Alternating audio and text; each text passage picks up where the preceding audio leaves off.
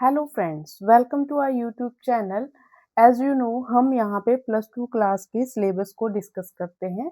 आज हम जो है केमिकल काइनेटिक्स को स्टार्ट करेंगे, जिसमें हम आज के लेक्चर में सिर्फ बेसिक्स को सीखेंगे। ठीक है, तो आज हम जो आपके लिए टॉपिक लेके आए हैं वो केमिकल काइनेटिक्स की स्टार्टिंग है। स्टार्टिंग में हम इसको सबसे पहले देखो हम क्या सीखेंगे, rate of the chemical reaction. इससे पहले मैं आपको थोड़ा सा इस चैप्टर के बारे में ओवरव्यू दे देती हूँ कि केमिकल काइनेटिक्स में हम करते क्या हैं। देखो, अपने पास हम करते क्या है केमिकल काइनेटिक्स में। केमिकल काइनेटिक्स में हम किसी रिएक्शन की स्पीड को स्टडी करते हैं। सपोज करो जैसे कोई हमारे पास रिएक्शन है, A plus B changes into product. ठीक है, तो ये क्या है, रिएक्टेंट है, ये क्या है, प्रोडक्ट है। सपोज करो जब हमारे पास क्या है, पहले ये बता देती हूँ, हमारे पास जो रिएक्शंस है वो क्या होती हैं। एक तो रिएक्शंस, कुछ रिएक्शंस क्या होती हैं, बहुत फास्ट होती हैं। कुछ रिएक्शंस क्या होती हैं, इंटरमीडिएट होती हैं। इंटरमीडिएट कुछ रिएक्शंस क्या होती है हमारे पास, बहुत स्लो होती हैं। अब देखो, जो रिएक्शंस बहुत फास्ट होती हैं हमारे पास, इनका तो हमें टाइम पता ही नहीं चलेगा कब रिएक्शंस कंप्लीट हो गई। तो इन रिएक्शंस को तो स्टडी करना क्या होता है, टफ होता है। ठीक है, तो इन रिएक्शंस को हम स्टडी नहीं करेंगे। यहाँ पे अगर जो बहुत ज्यादा स्लो होंगी उनको तो बहुत ज्यादा टाइम लगेगा, मतलब उनको एक स्पेशल इंस्ट्रूमेंट लैब उसमें हम स्टडी कर पाएंगे। तो यहाँ पे हम जो स्टडी फोकस रहेगा वो हमारा रहेगा इंटरमीडिएट रिएक्शंस पे। ठीक है, जिनका जो लाइफ टाइम होगा वो मतलब इंटरमीडिएट में लाई करेगा, उन रिएक्शंस को हम क्या करेंगे, स्टडी करेंगे। अब सपोज करो अपने पास क्या है, A plus B changes into product. ठीक है, कोई रिएक्शंस है। अब जब रिएक्शन हमारे पास स्टार्ट नहीं हुई थी, स्टार्ट नहीं हुई ना अभी, तो हमारे पास इस टाइम पे प्रोडक्ट क्या होगा, जीरो होगा। जो रिएक्टेंट होगा वो क्या होगा, 100% होगा ना, जो भी हमें दिया होगा वो क्या होगा, 100% होगा। इट मीन्स कि देखो, अगर मैं क्या करूं, versus concentration versus time graph को ड्रॉ करूं। कंसंट्रेशन वर्सेस टाइम को, इधर को क्या ले लेते हैं हम, टाइम। इस साइड को ले लिया हमने टाइम, इस साइड को ले लिया हमने कंसंट्रेशन। तो देखो, जब हमारे पास रिएक्शन स्टार्ट नहीं हुई थी पूरा रिएक्टेंट प्रेजेंट था। ठीक है, अब रिएक्टेंट प्रेजेंट था, अब हमने रिएक्शन स्टार्ट कर दी, तो रिएक्शन स्टार्ट कर दी, प्रोडक्ट बनना शुरू हो जाएगा और रिएक्टेंट क्या होना स्टार्ट हो जाएगा, डिक्रीज। डिक्रीज होना स्टार्ट हो जाएगा ना। प्रोडक्ट स्टार्टिंग में क्या था, जीरो था, फिर ये बनना शुरू हो जाएगा। ठीक है, तो ये ग्राफ किसका है अपने पास, रिएक्टेंट का है, और ये किसका है अपने पास, प्रोडक्ट का है। ठीक है, एक ऐसी स्टेज आएगी जिसमें हमारे पास रिएक्टेंट भी सेम अमाउंट में प्रेजेंट होगा जैसे जितना हमारे पास रिएक्टेंट होगा। तो इसको हम क्या बोल देते हैं, इक्विलिब्रियम स्टेज। क्लियर, तो इसको क्या बोलेंगे हम, इक्विलिब्रियम स्टेज। तो हमारे पास क्या है, अगर हम कंसंट्रेशन वर्सेस टाइम के ग्राफ को स्टडी करते हैं तो हमारे पास जो इसका ग्राफ आता है वो इस तरह से आता है। समझ, आई होप आपको ये समझ आ गया होगा कि जो रिएक्टेंट की कंसंट्रेशन है वो डिक्रीज करेगी, जो प्रोडक्ट की कंसंट्रेशन है वो क्या करेगी, इंक्रीज करेगी as the reaction start to proceed. Okay, तो देखो अभी हम क्या करते हैं, अगर हमने रेट ऑफ रिएक्शन को अब लिखना सीखना हो तो रेट ऑफ रिएक्शन किसके बराबर आ गया हमारे पास, रेट ऑफ रिएक्शन किसके बराबर आ गया, अगर लिखना हो हमारे पास, decrease in concentration of reactant. Reactant की कंसंट्रेशन क्या होगी, डिक्रीज होगी, ओवर क्या होगा, टाइम टेकन। अगर हमने प्रोडक्ट की टर्म में लिखना हो फिर क्या होगा, प्रोडक्ट की कंसंट्रेशन क्या होगा, इंक्रीज होगा। ऐसे लिख लो, increase in concentration of product increase in concentration of a product over में क्या आ जाएगा अपने पास, टाइम टेकन। ठीक है, तो अगर हमने इसको लिखना हो फिर हम इसको कैसे लिख सकते हैं, देखो जैसे ये है हमारे पास क्या आएगा, rate of the chemical reaction को हम कैसे डिफाइन कर सकते हैं कि ये क्या है हमारे पास, change in the concentration of reactant और प्रोडक्ट ओवर द टाइम। ठीक है, ये जो मैंने अभी आपको बताया ये वही चीज है, decrease in the concentration of reactant और increase in the concentration of product. अगर इसका फॉर्मूला लिखना हो फिर हम कैसे लिख सकते हैं, देखो फॉर्मूले में अपने पास क्या आएगा, decrease in concentration of reactant है ना, यहाँ पे मैंने क्या लिख लिया, रिएक्टेंट को क्या मान लिया मैंने आर, डेल्टा टी डिक्रीज है ना तो माइनस साइन आ जाएगा, इज इक्वल टू, अगर प्रोडक्ट की टर्म में लिखना हो तो हमारे पास क्या आ जाएगा, प्लस डेल्टा टी अपॉन में क्या आ जाएगा, डेल्टा टी। तो ये क्या आ जाएगा हमारे पास, रेट ऑफ केमिकल रिएक्शन को लिखने का फॉर्मूला। अब हम विथ एग्जांपल इसको स्टडी करते हैं। सपोज करो अपने पास क्या है, कोई रिएक्शन है ए प्लस बी चेंजेस इनटू सी। अगर इसके न्यूमेरिकल आते हैं, ध्यान से समझना कैसे करेंगे हम, रेट ऑफ रिएक्शन लिखना हो इसका क्या आ जाएगा हमारे पास, माइनस जो रिएक्टेंट होगा ना उसके साथ हम क्या लगा देंगे, माइनस का साइन लगा देंगे, अपॉन में delta T is equal to delta B upon में डेल्टा टी, माइनस साइन आ जाएगा, इज इक्वल टू, यहाँ पे क्या आ जाएगा, प्रोडक्ट का क्या आ जाएगा, जो कोफिशिएंट होगा ना वो डिवाइड में आ जाएगा, यहाँ पे delta C upon delta T. तो ये क्या आ गया अपने पास, रेट ऑफ द रिएक्शन। अब सपोज करो हमने इसका लिखना है रिएक्शन, यहाँ पे लिख लेते हैं इसको, सेकंड क्या है अपने पास, 2 of x plus 3/2 y changes into half z।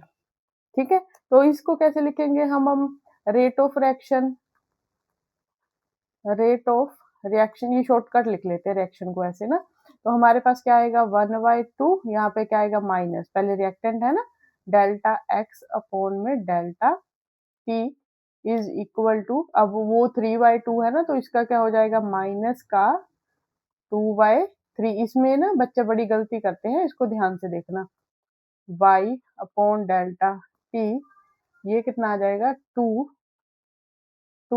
Delta z, 2 delta z upon में डेल्टा, अपॉन में क्या आ जाएगा डेल्टा टी, डेल्टा टी। तो ये क्या आ गया अपने पास, rate of the chemical reaction. अब देखो यहाँ पे क्या है 3/2 है ना, 3/2 का क्या लिया हमने, उल्टा लेना है, कोफिशिएंट जो होगा ना वो नीचे आएगा, तो अपने पास इसका क्या होगा 2/3, इधर क्या हो गया अपने पास 2, इसके साथ माइनस साइन है, इसके साथ भी माइनस क्योंकि रिएक्टेंट है, प्रोडक्ट के साथ प्लस का साइन। प्लस माइनस क्या इंडिकेट करते हैं हमारे पास, जो रिएक्टेंट की कंसंट्रेशन है वो विद टाइम क्या करेगी, डिक्रीज करेगी, और जो प्रोडक्ट की कंसंट्रेशन है वो विद टाइम क्या करेगी, इंक्रीज करेगी। क्लियर, तो देखो अभी हमारे पास क्या है, ये वही चीज है जो मैंने आपको अभी एक्सप्लेन की थी कि जब हमारे पास क्या होगा, टाइम क्या होगा, जीरो होगा, when T is equal to zero. तो देखो हमारे पास जो रिएक्टेंट की कंसेंट्रेशन है वो क्या होगी, पूरी होगी ना हमारे पास यहाँ से, तो इसको हम क्या बोल सकते हैं कि जब हमारे पास टाइम क्या है, जीरो है, रिएक्टेंट क्या होगा अपने पास, फुल होगा, यहाँ से इसकी कंसेंट्रेशन क्या करेगी, डिक्रीज करेगी, जब इसकी कंसेंट्रेशन क्या करेगी, डिक्रीज करेगी, और प्रोडक्ट की कंसेंट्रेशन क्या करेगी, इंक्रीज करेगी। स्टार्टिंग में ये क्या होगी, यहाँ पे जीरो होगी ना जब रिएक्शन स्टार्ट होगी, फिर ये क्या करेगी, स्टार्ट में हमारे पास इंक्रीज होना स्टार्ट हो जाएगी। जब दोनों की कंसंट्रेशन इक्वल होगी, इस स्टेज को हम क्या बोल देंगे, इक्विलिब्रियम स्टेज, ये वाली स्टेज है। ठीक है, चले नेक्स्ट उस पे। अभी जो है हम इसके न्यूमेरिकल्स को स्टडी करेंगे। अभी देखो पहले इसको सिंपल सा आपको लिखना सिखा देती हूँ। ये वाली रिएक्शन है, सपोज करो अपने पास क्या दिया है इन्होंने, PCl5 चेंजेस इनटू, अब तो आप लिख लोगे वैसे इसको, पर फिर भी करवा देती हूँ। ठीक है, तो इसकी रेट ऑफ रिएक्शन लिखनी हो तो अपने पास क्या आएगी, देखो रेट ऑफ रिएक्शन क्या आएगी इसकी, रेट ऑफ रिएक्शन क्या आएगी, D Y D D T of किसकी, PCl5, आगे क्या आएगा माइनस रिएक्टेंट है ना, चाहे डी लगा लो चाहे डेल्टा लगा लो सेम मीनिंग होता है, आगे तो प्रोडक्ट ही है। ठीक है, क्या आएगा D Y D D T of PCl3 is equal to D Y D D T of Cl2, इसके आगे भी प्लस, क्योंकि ये क्या है प्रोडक्ट में है, वो अपने पास क्या है रिएक्टेंट में है। अब सेकंड एग्जांपल देखो, इसका अगर रेट ऑफ रिएक्शन लिखना हो तो कैसे लिखोगे, सेम वैसे ही, रेट ऑफ रिएक्शन किसके बराबर आएगा अपने पास, D Y D D T of Hg, reactant है तो माइनस आएगा, इसका क्या आएगा minus of D Y D D T of Cl2, इसका क्या आ जाएगा प्रोडक्ट में plus D Y D D T of HgCl2। ठीक है, अभी हम नेक्स्ट एग्जांपल देखें, नेक्स्ट वाली देखो कैसे करोगे, तो इसका कैसे लिखेंगे हम रेट ऑफ रिएक्शन,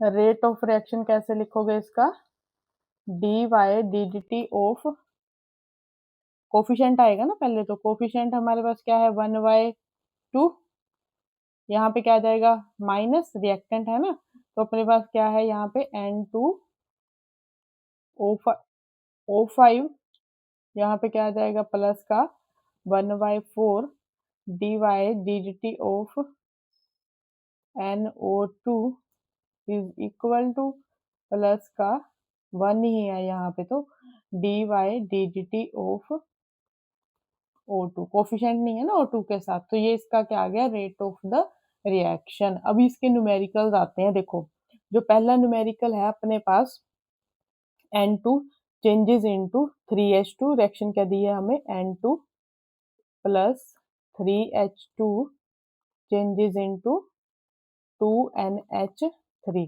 तो इसका रेट ऑफ रिएक्शन लिख लो सबसे पहले तो इसका रेट ऑफ रिएक्शन किसके बराबर आ जाएगा, डेल्टा, डेल्टा की फॉर्म में लिख लेते हैं, delta of N2 N2 N2 upon में delta of T is equal to, यहाँ पे क्या आएगा आगे माइनस आएगा ना इसके, माइनस आगे क्या आ जाएगा माइनस का 1/3 डेल्टा ऑफ H2 अपॉन में क्या आ जाएगा delta T is equal to 1/2 delta of NH3 upon में क्या आएगा डेल्टा T। अब देखो हमें पूछा क्या है, दिया क्या है हमें NH3 का rate was found to be 2.4 into 10⁻⁻⁴। ठीक है, इसका रेट ऑफ रिएक्शन दिया हमें, कैलकुलेट द एक्सप्रेस N2 और H2 का हमने निकालना है। अब देखो जिसका हमें दिया है ना पहले उसको लिख लो, half delta of NH3 upon में क्या है डेल्टा T। अब निकालना किसका है हमें, N2 का निकालना है ना, फर्स्ट पार्ट कर लेते हैं पहले, N2 का निकालना है तो N2 वाला लिख लो, N2 वाला ये है ना, दोनों इक्वेशन को इक्वेट कर दो, क्या आ जाएगा हमारे पास N2 अपॉन में क्या आ जाएगा डेल्टा T।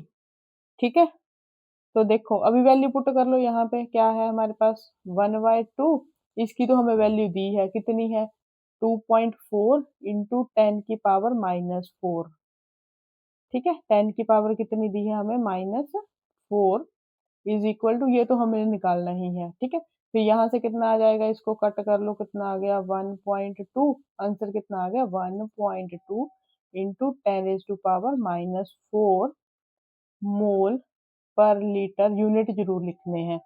ठीक है, तो ये क्या आ गया हमारे पास इसका। अब सेकंड पार्ट देखें, सेकंड पार्ट में हमने किसका निकालना है H2 का निकालना है, तो अमोनिया का दिया है, इसके साथ H2 वाले को क्या कर देंगे हम इक्वेट कर देंगे, इक्वल कर देंगे दोनों को, delta T is equal to N2 वाले के साथ H2 का निकालना है ना अभी, तो H2 वाला को करेंगे हम इक्वेट, तो यहाँ से क्या आ जाएगा 1/3 डेल्टा ऑफ H2 अपॉन में क्या आ जाएगा डेल्टा टी।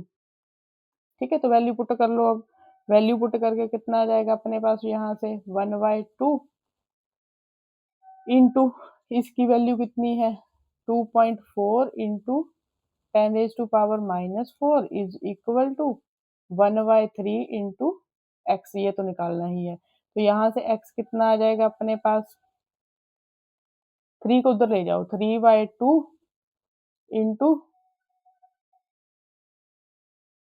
2.4 इंटू 10⁻⁻⁴ तो कितना बच गया अपने पास 1.2, 3 2 जा 6, 3 1 जा 3, 3.6। यहाँ से कितना आ गया 3.6 इंटू 10⁻⁻⁴ यूनिट जरूर लिखने हैं, आगे लिख लेना इसके मोल पर लीटर सेकंड इनवर्स। ठीक है, चले नेक्स्ट न्यूमेरिकल पर। देखो अभी नेक्स्ट न्यूमेरिकल क्या है अपने पास, हमें क्या बोला है ammonia and oxygen react at high temperature. ये दिया है हमें, एनओ का रेट दिया है, अमोनिया का पूछा है और वाटर का पूछा है। तो सबसे पहले हम क्या लिखेंगे इसका rate low expression. Rate of the reaction कैसे लिखेंगे इसका, जो इसका रेट ऑफ द रिएक्शन आएगा वो कैसे आएगा, 4NH3 दिया है ना हमें, जो NH3 दिया है तो इसकी हमारे पास जो NH3 देखो क्या आ गया अपने पास रेट ऑफ रिएक्शन किसके बराबर आ गया अपने पास 1/4 dy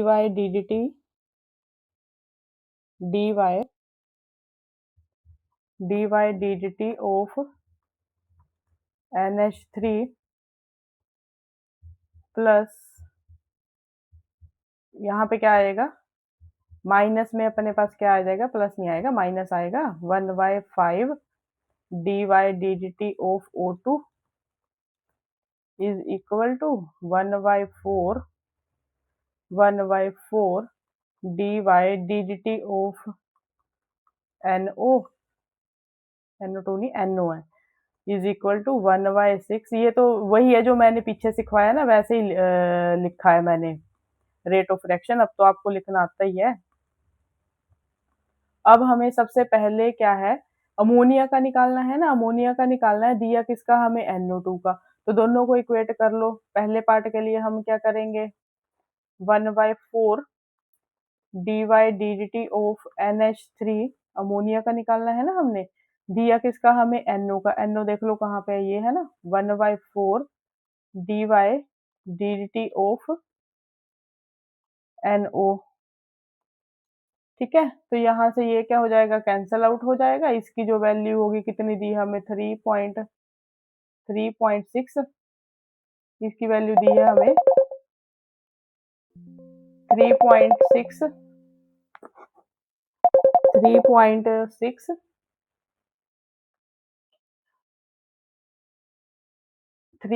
इसकी वैल्यू दी है हमें 3.6,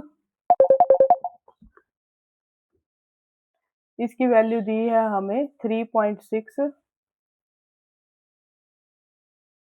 इंटू 10⁻⁻3, तो इसकी वैल्यू कितनी आ गई, ये तो NO की वैल्यू आ गई। ठीक है, दूसरे पार्ट में क्या करना है हमने, दूसरे पार्ट में अपने पास आएगा यहाँ से किसका निकालना है, वाटर का निकालना है ना, तो वाटर को इक्वेट कर लो 1/6 dy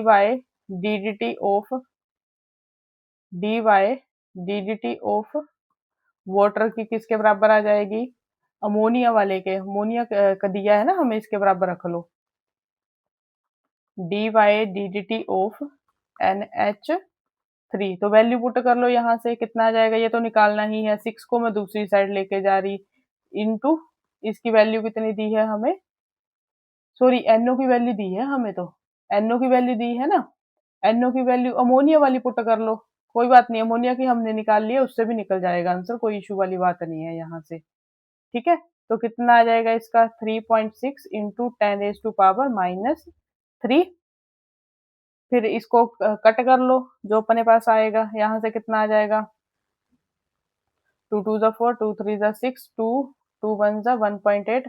इसको मल्टीप्लाई करोगे, जब इसको मल्टीप्लाई करोगे ना, आपके पास जो आंसर आएगा वो आएगा 5.4 इंटू 10⁻³ अगर आपको मोनिया से नहीं करना है तो आप यहाँ पे किसकी वैल्यू पुट करोगे, जो हमें दी है एनओ वाली। तो यहाँ पे कितना आ जाएगा 1/4 इंटू dy/dt ऑफ एनओ। फिर उसकी वैल्यू पुट कर लोगे, एनओ की वैल्यू कितनी दी है 3.6, सेम ही तो आ रही है। ठीक है, तो इसका आंसर कितना आ जाएगा 3.6 मोल पर litre second inverse. I hope आपको ये वाले क्वेश्चन आज के क्लियर हो गए होंगे। तो आज के लिए हम इतना ही करेंगे, मिलते हैं हम नेक्स्ट वीडियो में नेक्स्ट टॉपिक के साथ। Thank you for watching.